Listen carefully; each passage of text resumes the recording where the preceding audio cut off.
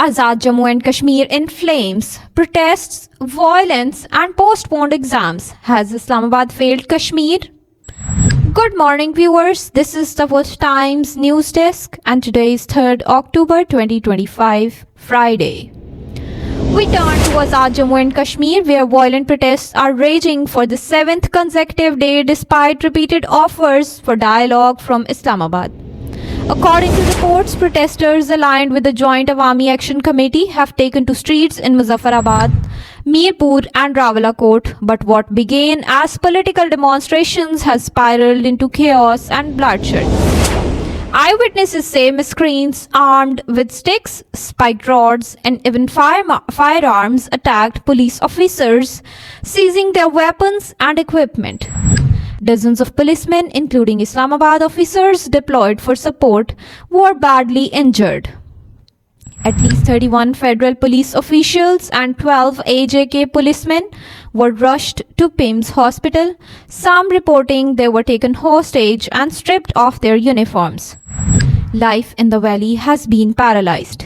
Shops remain shuttered, transport disrupted, and entire districts brought to a standstill. Families are caught between security blockades and angry mobs. Federal Interior Minister Mohsin Naqvi, visiting the injured in hospital, condemned the violence, warning that the so-called miscreants would not be allowed to dictate terms at gunpoint. Yet on the ground, frustration with Islamabad's heavy-handedness only seems to be deepening. Meanwhile, Prime Minister Shehbaz Sharif Federal Negotiation Committee is in Muzaffarabad, holding talks with JAAC leaders. Government officials, including advisor Rana Sanaullah, say that legitimate demands will be addressed within the framework of the law and constitution. But critics argue this is the same rhetoric that has been repeated for decades, with little change on the ground. And the unrest is not just political, it is now hitting the education system as well. The Allama Iqbal Open University has officially postponed its ongoing spring 2025 examinations across AJK. According to a notification issued on September 30th, papers scheduled for the 1st to 4th of October will now be held in late November, disrupting the academic calendar of thousands of students. Parents and students are asking, why must the youth of AJK always pay the price for Islamabad's failure to control this situation?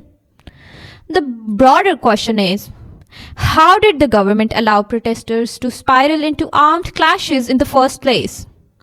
Why was the law enforcement so unprepared, leaving dozens of policemen humiliated and hospitalized?